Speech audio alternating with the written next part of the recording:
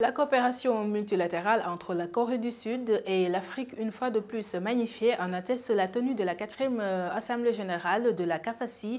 Au cours de cette rencontre, le directeur général de l'ISRA a été porté à la tête de l'organisation pour un mandat de 3 ans et le directeur technique distingué par l'Assemblée. Plus de détails avec El Hadj Moussa Kidjara. Le Sénégal et la Corée sont distants d'environ 20 000 km, mais très proches par l'excellence de la coopération bilatérale et multilatérale. Et c'est dans ce contexte qu'il faut inscrire CAFACI, COPIA, COICA, entre autres. Le développement de ce secteur est donc vital pour atteindre les objectifs du développement durable que se sont fixés les pays sur la voie de l'émergence. Porté sur les fonds baptismaux il y a bientôt une décennie, CAFACI s'est tracé une ligne fédératrice des pays africains des mêmes préoccupations agricoles et de mutualisation des résultats de la recherche, des projets et programmes. Nous travaillons dans l'amélioration de la productivité, aussi bien que ce soit la productivité du travail que la productivité de la terre, mais aussi la productivité du capital, pour accompagner les producteurs de nos pays pour atteindre les objectifs que nos États se sont fixés. Tous les 3 ans, CAFACI jauge le niveau de cette coopération multilatérale au cours d'une assemblée générale tournante dont les enjeux sont multiples. Le choix du président, l'évaluation des projets en cours et l'identification de nouveaux projets. Dr Alioune Fall, directeur général de l'ISRA, est le nouveau président pour 3 ans. Effectivement, j'ai été nommé président de CAFACI. CAFACI, c'est véritablement une initiative, une coalition entre la Corée et l'Afrique autour de l'agriculture et de la sécurité alimentaire. C'est très important.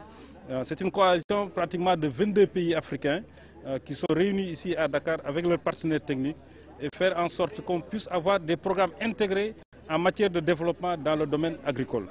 Au cours de la cérémonie protocolaire présidée par le secrétaire général du ministère de l'Agriculture et de l'Équipement rural, le plaidoyer pour la sécurité alimentaire et la modernisation de l'agriculture était une séquence remarquable qu'il faut importer de la révolution verte et blanche en Corée du Sud. Cette transmission de savoir-faire et de technologie me semble essentielle et je constate avec plaisir que, grâce à tout le travail accompli par CAFACI et les pays membres sur le terrain, cette coopération est aujourd'hui un grand succès.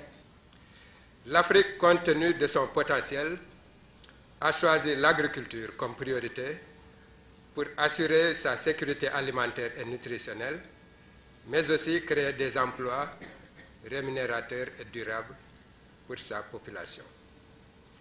Cette option est traduite dans le PDDA, Programme détaillé pour le développement de l'agriculture africaine, mais aussi dans les déclarations de Maputo et de Malabo, respectivement en 2003 et en 2014, qui est un engagement de nos chefs d'État et de gouvernement à faire de l'agriculture le moteur du développement économique et social de notre continent.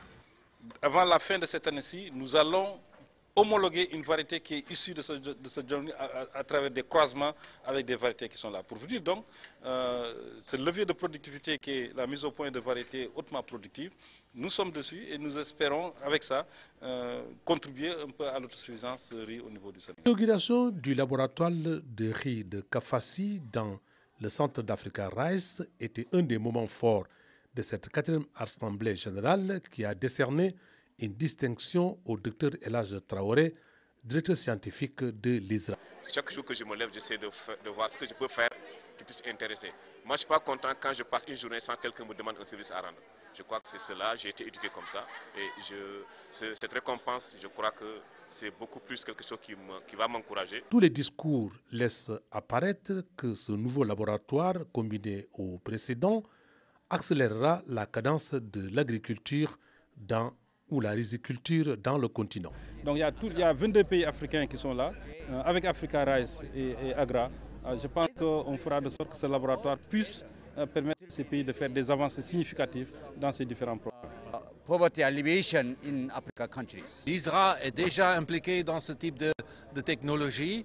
C'est un partenaire privilégié et le partenaire le plus important pour nous directement comme collaborateurs de recherche et nous travaillons main dans la main avec le directeur de l'ISRA pour travailler ensemble sur la riziculture et l'amélioration du riz ici au Sénégal. Une première expérience et tout dépendra du succès qu'on aura à travers ce labo. Donc j'invite tous mes collègues, disons tous les Africains et tous les chercheurs à prendre soin de ce labo. Avec le dynamisme des différents responsables qui occupent en tout cas ces administrations, nous allons aller très loin dans la coopération. Il faut simplement rappeler que ISRA, avec le soutien des partenaires, a mis en place des technologies qui permettront aux producteurs d'atteindre les objectifs du plan Sénégal émergent dans les délais impartis.